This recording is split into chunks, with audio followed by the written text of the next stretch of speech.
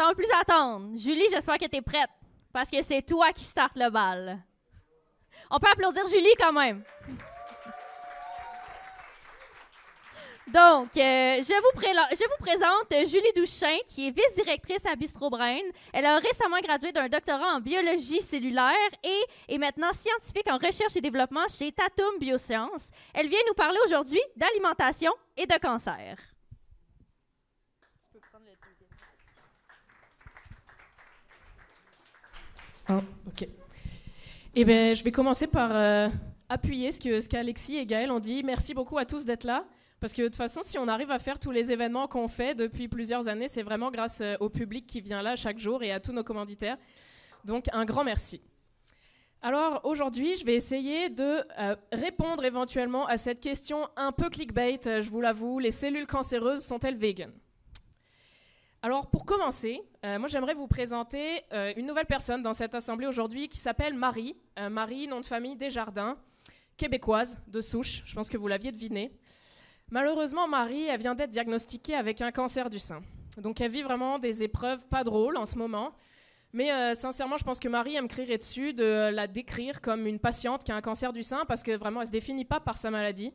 Elle a beaucoup d'autres activités, elle a beaucoup de choses qu'elle aime dans la vie.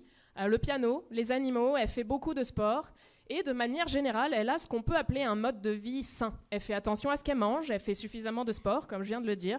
Bref, elle a tout fait pour ne pas l'avoir, ce cancer, mais bad luck. Mais bon, comme tout le monde, et j'espère que beaucoup d'entre vous apprécieront le barbecue, la saison des barbecues qui commence, elle a des péchés mignons. Elle aime bien la petite bière du vendredi, j'aurais dû dire du mercredi pour les soirées Bistro Brain. Et elle aime beaucoup le barbecue en été, elle en raffole, elle en fait au moins 2 fois par semaine. J'aurais pu dire tous les jours aussi, mais ne poussons pas. Et Marie, peut-être que comme beaucoup d'entre vous, elle a entendu que la viande rouge et l'alcool, c'est cancérigène et qu'il faut en limiter la consommation pour limiter les risques d'avoir des cancers. Maintenant qu'elle est diagnostiquée avec son cancer du sein, Marie, elle se pose vraiment beaucoup de questions par rapport à sa diète. Et en fait, elle se demande, est-ce qu'elle doit la changer, sa diète, complètement ? Est-ce qu'il faut qu'elle dise adieu à ses barbecues l'été qu'elle adore ou à sa bière du vendredi ou du mercredi ? Finalement, la question que Marie se pose, c'est est-ce que l'alimentation va avoir un impact sur mon cancer et sur son évolution ? Mais on va commencer par peut-être se demander qu'est-ce que ça mange un cancer dans la vie ? Alors je vous pose la question à vous aujourd'hui, est-ce qu'il y en a qui auraient des réponses à me donner ou des propositions ? Qu'est-ce que mange un cancer dans la vie ? Des frites, du sucre, de la poutine. J'aime beaucoup ces réponses et il y en a une parmi vous qui est la bonne. Les cellules mangent plus de sucre. En effet, le cancer est une bibite à sucre, donc bravo pour la bonne réponse. Et plus particulièrement un type de sucre qu'on appelle le glucose, qui est un type de sucre particulier. Et c'est intéressant parce que ça a été une des premières choses identifiées pour le cancer, que les cellules qui forment la tumeur consomment plus de sucre. Et c'est utilisé pour diagnostiquer certaines tumeurs, comme on peut le voir ici. Donc ça, c'est une imagerie médicale où en fait, on peut voir que les zones qui s'allument, à noter T, en fait, c'est des tumeurs qui sont à l'intérieur du foie d'un patient. Et on les voit parce qu'elles accumulent le glucose, parce qu'elles en consomment beaucoup. On va laisser tomber le cas, parce qu'en fait, ça, c'est les reins, pour la petite histoire, et les reins accumulent le glucose aussi parce qu'ils filtrent le sang, donc par le fait, ils s'allument. Donc, le sucre. Mais vous allez me dire, ok, mais c'est facile d'abord, si toutes les cellules cancéreuses consomment beaucoup de sucre, beaucoup de glucose, si on réduit le taux de glucose sanguin chez les patients atteints de cancer, le cancer va disparaître, il ne pourra plus se nourrir. Alors, il y a plein de gens qui ont pensé à ça, donc bravo, si vous avez vu cette réflexion-là, ça a poussé la recherche pendant vraiment plusieurs années. Mes premières questions, d'où est-ce que ça vient, le glucose ? Là, vous allez peut-être me voir venir avec le titre de ma présentation, mais ça a un lien bien évidemment avec votre alimentation. Donc le glucose, il y a des aliments qui vont être plus ou moins riches en glucose et qui vont faire plus ou moins augmenter votre taux de glucose sanguin. Notamment tout ce qui va être les pains, les muffins, le jus de fruits, ou la pastèque. Alors ça, j'étais étonnée, je vous avoue que je ne savais pas en faisant mes recherches que la pastèque, c'était super sucré puis que ça augmentait le glucose de ouf. Vraisemblablement, ça le fait. Donc ça va augmenter votre taux de glucose sanguin parce que tous ces sucres-là vont être métabolisés, donc vont être cassés en petits morceaux par le foie. Alors là, les chercheurs se sont dit, bon, le diabète, c'est une maladie dans laquelle les gens peuvent avoir plus de sucre, plus de glucose dans le sang. Donc si on utilisait un médicament contre le diabète de type 2 pour voir si ça pouvait traiter le cancer. Ils ont fait plusieurs études de ce style-là. Ils ont notamment pris une population de femmes atteintes d'un cancer du sein, comme Marie, et ils les ont séparées en 2 groupes. Un groupe qui a reçu le placebo. Donc le placebo, c'est quelque chose qui ne va pas avoir d'impact sur le taux de glucose sanguin. Donc on a vraiment le taux de glucose qui se maintient comme il était avant. Et dans le deuxième groupe, là, c'est des patientes qui ont reçu un médicament actif qui a pour but de réduire le glucose sanguin. Et là, ce qu'ils ont regardé, d'abord, ils ont commencé par regarder est-ce qu'il y a vraiment une diminution du taux de glucose dans le sang? Est-ce qu'il y a moins de sucre dans le sang des patients?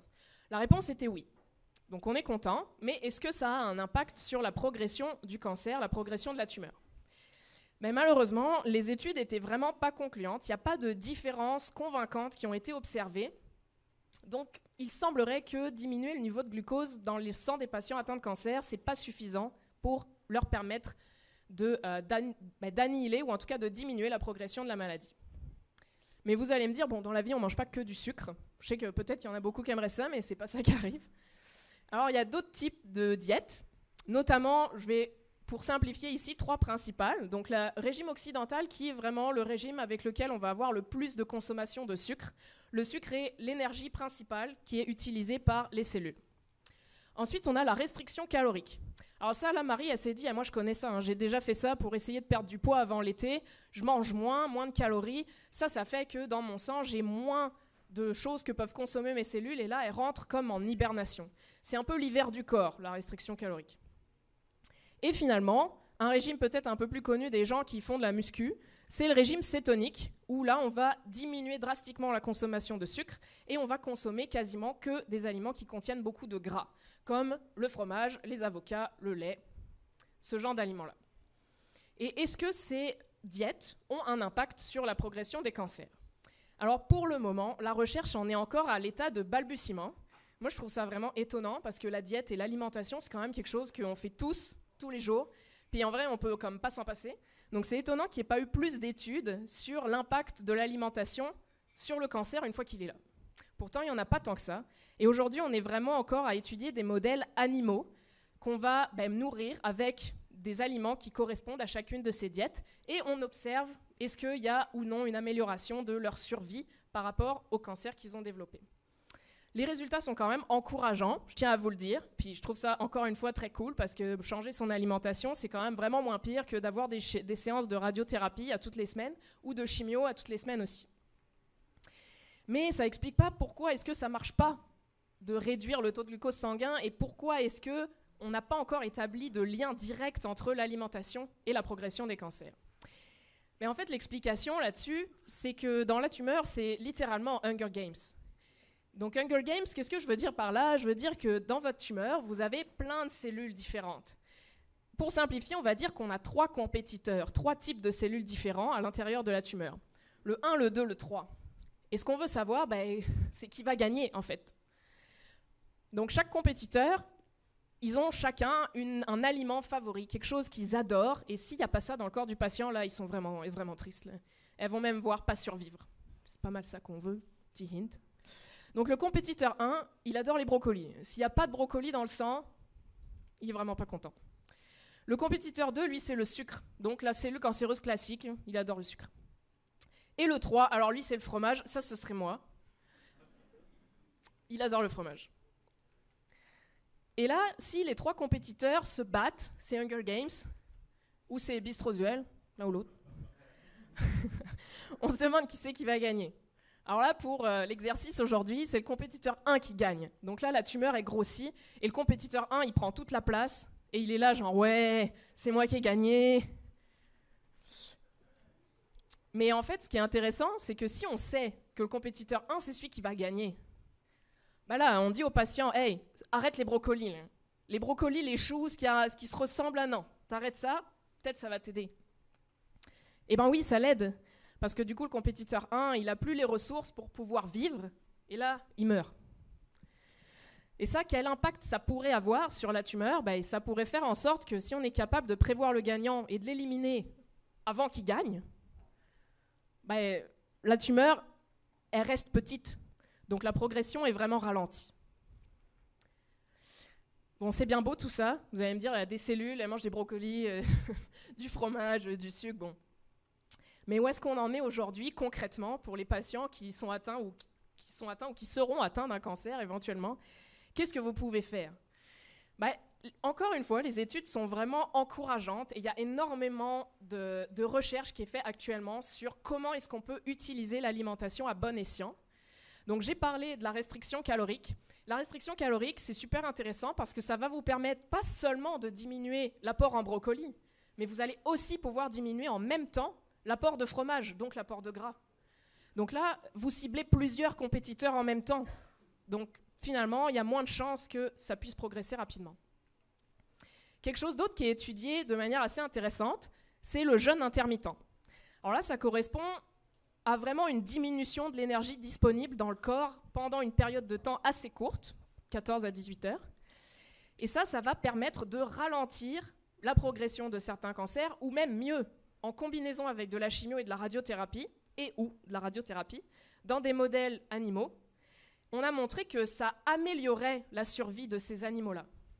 Donc, peut-être que demain, ou dans 10 ans, dans 15 ans, on ne sera pas capable de guérir un cancer avec seulement des modifications d'alimentation, mais peut-être que modifier la diète d'une personne, c'est peut-être ça qui va lui faire gagner 5 ans, 10 ans, ou peut-être plus.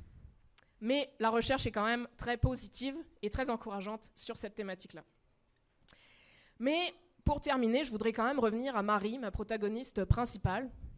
Marie, au final, aujourd'hui, il y a peu d'évidence qui pourrait lui faire changer sa diète, manger moins de viande rouge ou boire moins de bière. Donc, elle a ouvert le dialogue vraiment avec son oncologue, parce qu'au final, c'est quand même la meilleure chose à faire. Puis c'est lui que vous devez écouter.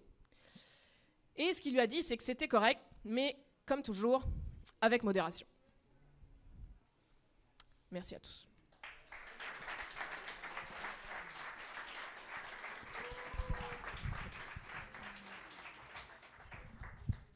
Yes, merci Julie. Tu peux garder le micro puis rester là, hein? Il y a des questions. C'est vrai. Est-ce qu'il y avait des questions dans la salle? Hey, soyez pas gênés, je sais que vous avez des questions. Oui.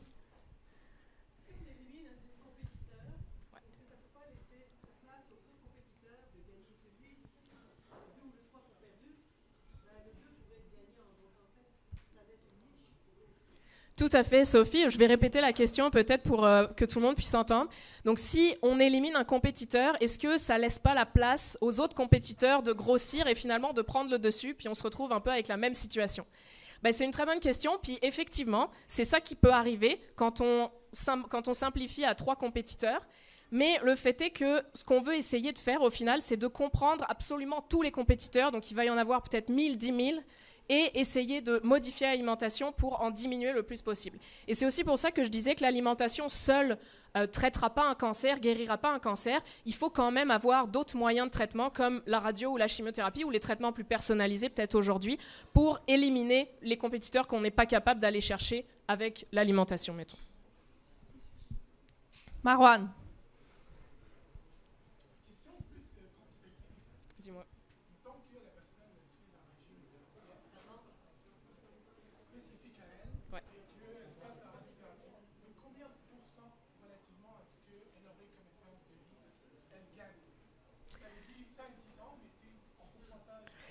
Malheureusement, donc je vais répéter la question pour Marwan.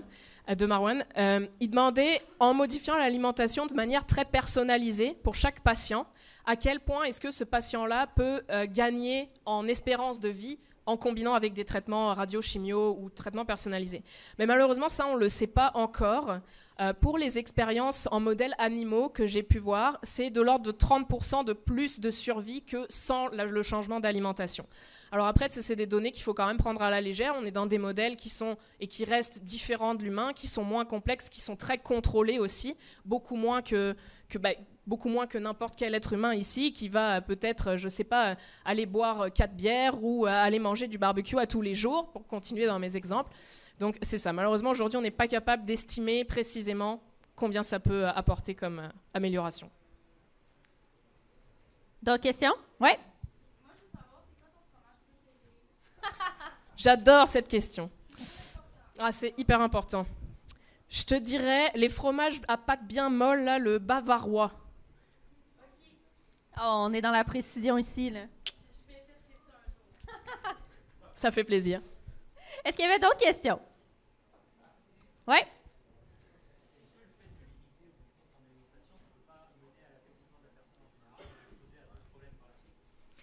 Donc Loïc me demande, est-ce que en modifiant l'alimentation, puis surtout dans le cadre des restrictions caloriques, là, pour semi-répondre en même temps, est-ce que ça ne peut pas affaiblir aussi la personne qui est sous traitement?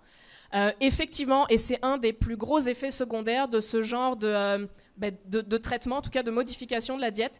Et c'est là aussi que les essais cliniques actuellement qui sont réalisés chez l'homme peinent un peu parce que les gens vont pas réussir à tenir le protocole jusqu'au bout. Parce que justement, soit il va y avoir beaucoup d'effets secondaires, donc ils vont perdre beaucoup de muscles, beaucoup de poids, et ça on veut pas parce que ça reste que c'est aussi un indice de bonne santé, puis qui va aussi jouer sur le pronostic au final.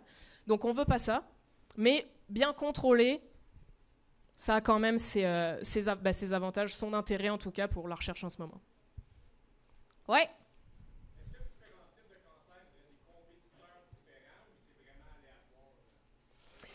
Alors, très bonne question.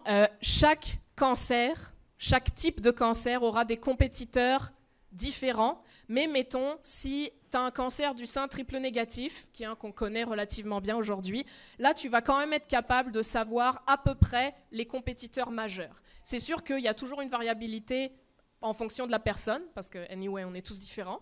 Mais on est quand même capable aujourd'hui d'aller dans la précision et de dire tel type de cancer, ça va être plus tel acide aminé, tel type d'aliment, ce genre de choses. Et c'est vraiment là qu'on en est, en fait. On essaie de développer ce genre de test pour être capable d'offrir aussi ce type de caractérisation à tout le monde. Mais c'est ça prend beaucoup de temps, beaucoup d'argent, beaucoup de matériel, donc on n'en est pas encore là. Dernière question, Laurie.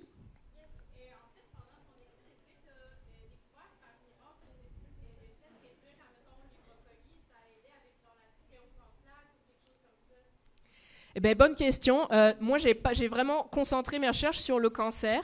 Alors, je ne saurais pas te dire, mais c'est possible aussi que ça ait un impact au niveau des maladies auto-immunes, puis qui sont généralement reliées à l'inflammation, parce que le cancer est aussi, au final, souvent lié à une inflammation importante. Donc, ça se peut complètement qu'il y ait certains compétiteurs dans le cas de ces maladies-là qui aiment beaucoup les brocolis, et que si tu enlevais les brocolis, ça irait mieux. Mais je ne peux pas te répondre avec certitude. Merci, Julie. Avant de passer à la suite, je vais donner la parole à notre jury. C'est votre tour. Qu'est-ce que vous avez pensé de la présentation de Julie?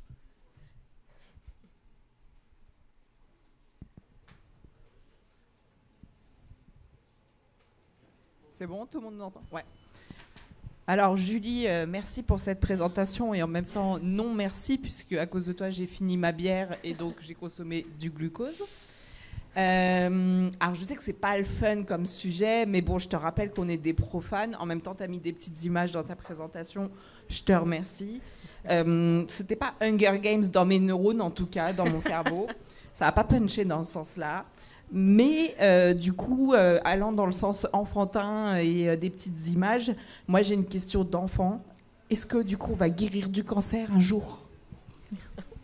Merci beaucoup pour cette question. Est-ce que j'ai un droit de réponse ou je leur laisse? Ok, parfait. Mais merci beaucoup. Mais effectivement, est-ce qu'on va guérir le cancer? Je pense que guérison est un mot très très fort. Donc j'aurais tendance à te répondre, malheureusement, c'est pas pour tout de suite. Bouh. Salut Julie. Écoute, félicitations pour ta présentation. Moi, j'avais des petites interrogations au niveau de la présence scénique. Finalement, j'avais plus de plaisir à regarder ta protagoniste, Marie Desjardins. Les émotions étaient mieux véhiculées, tout. Puis, finalement, j'ai regardé ton PowerPoint, super bien fait. J'avais plus besoin de t'écouter parler. J'ai regardé, je lisais ça, c'était merveilleux. Puis encore, comme ma collègue, j'ai fini ma bière. Je vais-tu attraper le cancer? Je laisse ma parole à mon collègue. Tu réponds avant ou... Bah écoute, moi j'ai pas grand chose à répondre. Ce que je retiens, c'est que t'as vu Marie, mais comme Marie était pas là les 2 tiers de la présentation, le reste du temps, c'est moi que t'as regardé, donc c'est parfait. Et puis ensuite, le PowerPoint était très beau, c'est que tu l'as regardé aussi. Travail accompli. Bonsoir Julie, moi je te dis aussi félicitations pour la présentation. Moi je fais plus, tu vois, je suis le seul juge qui est belge et t'es en train de critiquer, tu vois. Moi elle est déjà vide. Ah désolé. Ouais, ça le fait pas, tu vois. Donc moi j'irais plutôt sur ton débit, donc sur la forme de ta présentation, c'est que ça allait vachement vite. C'est genre le train de Sherbrooke qui est passé pendant ta présentation est passé 20 fois, tu vois. J'irais plus ça là. Mais sinon c'était bien correct. Merci à toi. Mais ça fait plaisir. Je t'avoue que j'ai l'habitude qu'on me dise ça. J'ai comme oublié d'attraper le train et de lui dire stop. S'il te plaît, arrête-toi. Je suis trop, tu vois, c'est mon sujet, là. Je suis comme ouais. Merci beaucoup. Merci à nos juges. Merci à Julie. On peut la Et votez applaudir pour encore moi, une hein. fois.